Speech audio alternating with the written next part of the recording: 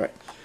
Bump doop doop doop doop bump bump dee doop bump doop bump bump dee doop doop doop doop bump bump bump bump dee doop diddle down down dee you know bump doop bump doop bump dee doop doop doop dee dee down doop doop doop. On this edition of the Classics, I'm going to look at two films based on a popular science fiction series.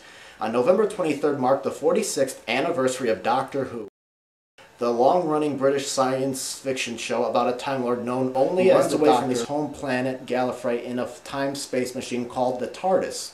Now, on his journey, he picks up several companions from Earth and other planets and fights against evil and stands up for what he thinks is right. Now, when the TV show was experiencing its first wave of popularity in the early 60s with William Hartnell as the Doctor, a film producer named Milton decided to make two films based on the show. Now, Doctor Who and the Daleks from 1965 and Doctor Who, Dalek Invasion 2150 AD from 1966, something the TV show would not be until 1970. And in addition to the Doctor, the films featured what many fans believe to be his greatest enemies, the Daleks. Sure, they look like cute robots with a toilet plunger and a toy gun, but they are not. First, they are not scared to shoot someone or tell them to do what they are told. Second, they are not robots. They are actually encasements for a mutant alien inside. Now, the two films were based on the first two Dalek serials from the show. The films had a big budget and bigger sets and some location filming when the show was mostly studio-bound and the show was just starting to use actual locations. Some of the negatives to the films are that the TV show cast aren't there, mostly because they were busy with the show and the film producer wanted to release these films abroad and needed an internationally recognized cast. Horror film actor Peter Cushing plays the Doctor in these films, and instead of being a scientist from Earth, and his name is actually Doctor Who. Other changes were made, but I will get to them in a moment. Now, onto the films themselves. The first Doctor Who movie, Doctor Who and the Daleks, was based on the TV episode called The Daleks, or The Dead Planet. The film opens on a quiet evening in the home of Doctor Who and his granddaughters Susan and Barbara. Barbara's boyfriend Ian arrives to take Barbara out on a date. And while she is getting ready, Doctor Who and Susan take Ian to the backyard to show them the Doctor's new invention, a time-space machine called TARDIS, which looks like a police box. Now, Barbara joins them, and Ian accidentally controls and ends up what looks like on a deserted planet. They see a city, and they decide to explore it. They discover that the planet has a large amount of radiation, enough to make them sick. Inside the city, they come across the Daleks. They find out that a radiation war had taken place between the Daleks and a race called the Thals.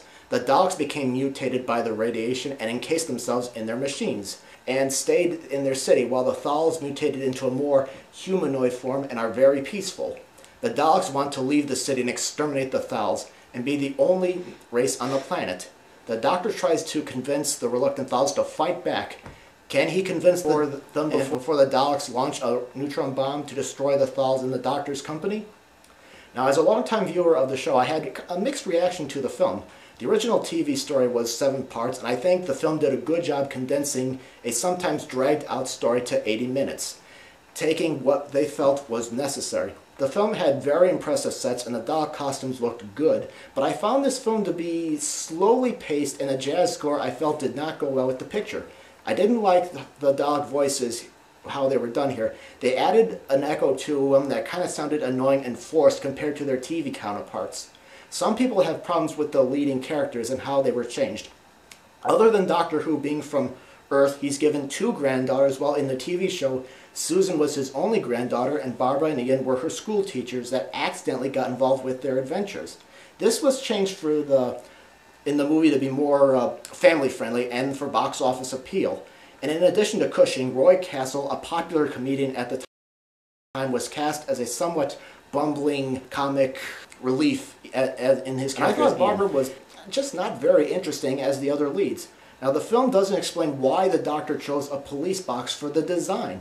In the TV show, the ship is supposed to change its appearance wherever it goes in order to blend in. Doctor Who and the Daleks has its moments, but I don't think it's the best of the two films. But the next film, Doctor Who, Dalek Invasion 2150 AD, I think is a much better film. Based on the TV story The Dalek Invasion of Earth, which I thought was actually better than the first. Now, it starts when a police officer, Tom, played by comedian Bernard Cribbins, is trying to stop a jewel robbery and is hit by the getaway driver. He stumbles to what he thinks is a police box, which is actually the TARDIS. And inside are Doctor Who, and gone are Barbara and Ian, and instead is the Doctor's niece, Louise. Doctor Who decides to visit Earth 2150 AD. Why? I don't know, but they do.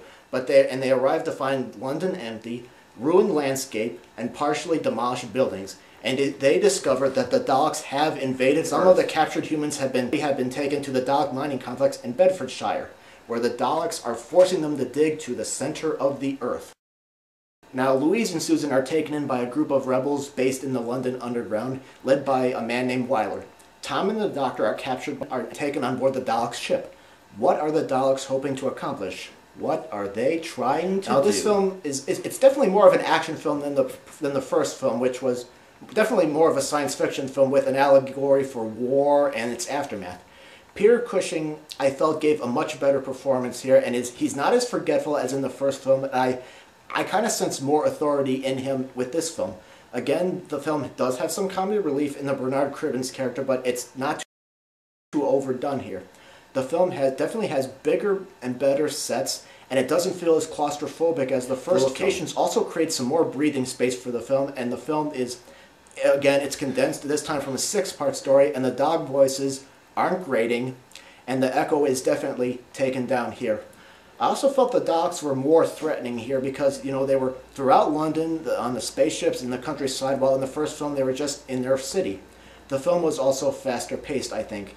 Louise is not as bad as Barbara from the first film, but she just wasn't given that much to do, and Tom, I thought, definitely made a much better companion than Ian did in the first film. The jazzy score is back, and I just don't think it helps this film much either. I just think it just wasn't dramatic enough for the battles and the fight scenes in this film and in the first film.